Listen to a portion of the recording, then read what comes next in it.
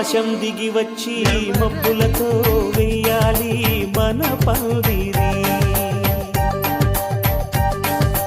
ఊరంతా చెప్పుకునే ముచ్చటగా జరగాలి పెళ్ళంటే మరి. చెరిసగమవమని మనసులు కలుపుతూ తెర తెరిచిన తరుణం ఇది వరకెరగని వరసలు కలుపుతూ మురిసిన బంధుజనం.